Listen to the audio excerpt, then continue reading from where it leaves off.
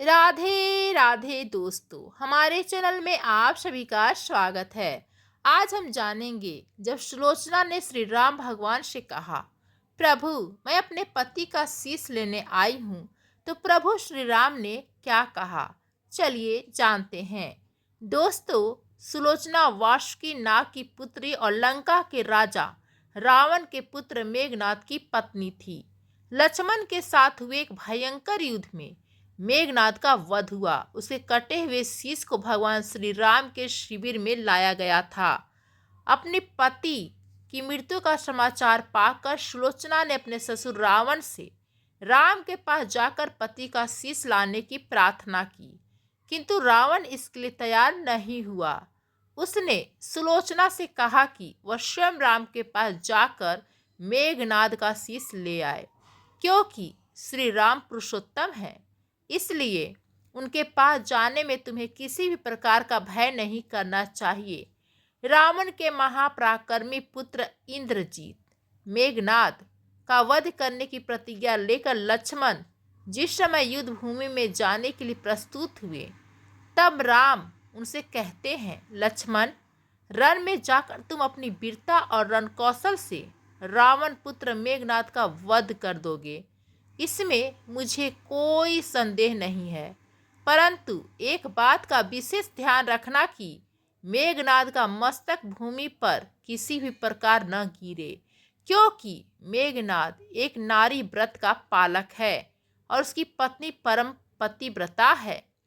ऐसी साध्वी के पति का मस्तक अगर पृथ्वी पर गिर पड़ा तो हमारी सारी सेना का ध्वंस हो जाएगा और हमें युद्ध में विजय की आशा त्याग देनी पड़ेगी। लक्ष्मण अपनी सेना लेकर चल पड़े। समर भूमि में उन्होंने वैसा ही किया। युद्ध में अपने बाणों से उन्होंने मेघनाद का मस्तक उतार लिया, पर उसे पृथ्वी पर नहीं गिरने दिया। हनुमान जी उस मस्तक को रघुनंदन के पास ले आए। मेघनाद की दाहिनी भुजा आकाश में उड़ती हुई उसकी पत्नी सुलोचना के पास जाकर गिरी। सुलोचना चकित हो गई। दूसरे ही क्षण अत्यंत दुख से कातर होकर विलाप करने लगी, पर उसने भुजा को स्पर्श नहीं किया। उसने सोचा, संभव है यह भुजा किसी अन्य व्यक्ति की हो। ऐसी दशा में पर पुरुष के स्पर्श का दोष मुझे लगेगा। निर्णय करने के लिए उसने भुजा से कहा, यदि तू मेरे स्वामी की भुजा है तो मेरे पति व्रत की शक्ति से युद्ध का सारा वृतांत लिख दे। भुजा में दासी ने लेखनी पकड़ा दी। लेखनी ने लिख दिया, प्राण प्रिय यह भुजा मेरी ही है। युद्ध भूमि में श्री राम के भाई लक्ष्मण से मेरा युद्ध हुआ है। लक्ष्मण ने कई वर्षों से पत्नी अन्न और निद्रा छोड़ रखी है। वे तेजस्वी तथा समस्त दैवी गुणों से संपन्न है। संग्राम में उनके साथ मेरी एक नहीं चली। अंत में उन्हीं के वाणों से विध होने से मेरा प्राणांत हो गया। मेरा शीश श्री राम के पास है। पति की भुजा लिखित पंक्तियां पढ़ते ही सुलोचना व्याकुल हो गई।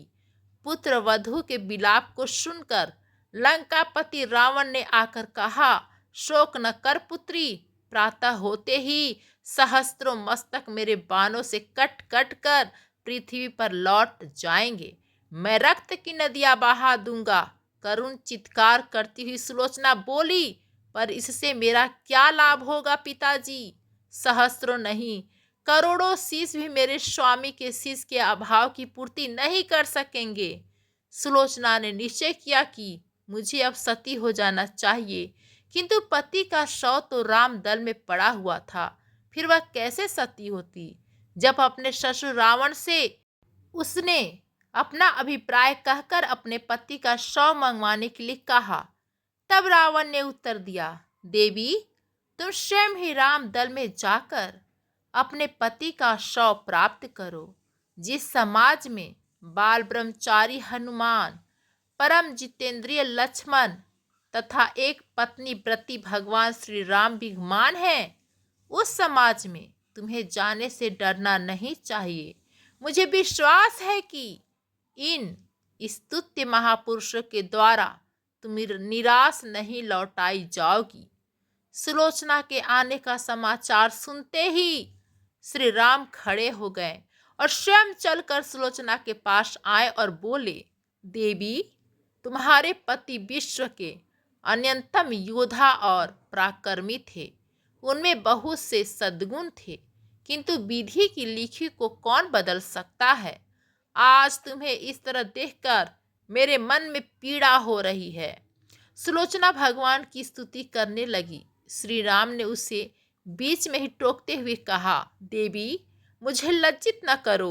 पतिव्रता की महिमा अपार है, उसकी शक्ति की तुलना नहीं है। मैं जानता हूँ कि तुम परम सती हो। तुम्हारे सतीत्व से तो विश्व भी थरथराता है। अपने स्वयं यहाँ आने का कारण बताओ। बताओ कि मैं तुम्हारी किस प्रकार सहायता कर सकता हूँ।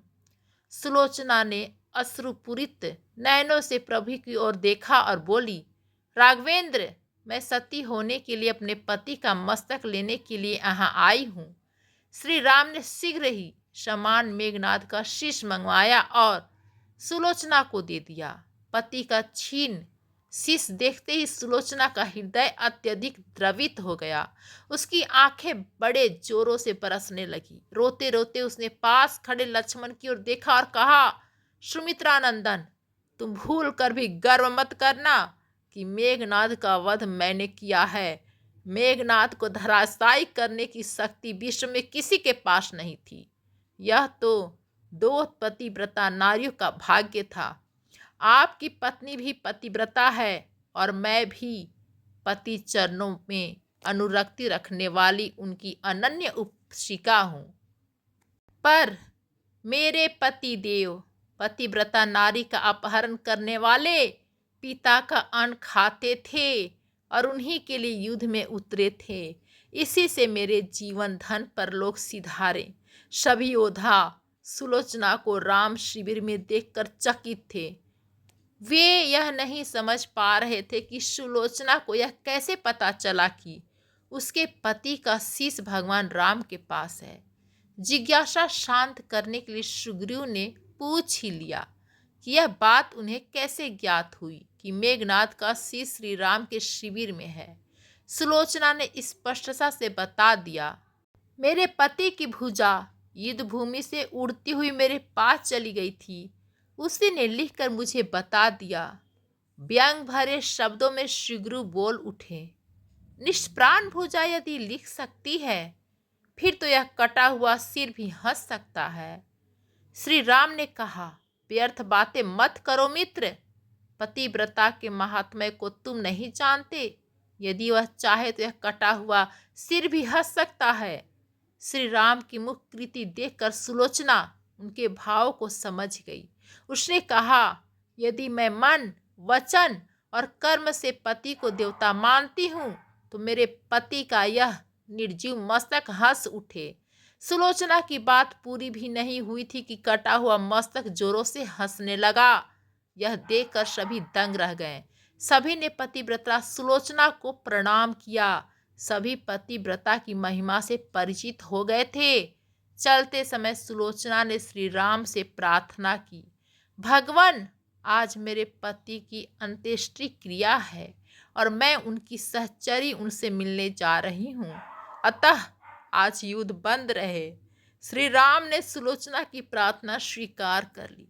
सुलोचना पति का सिर लेकर वापस लंका आ गई।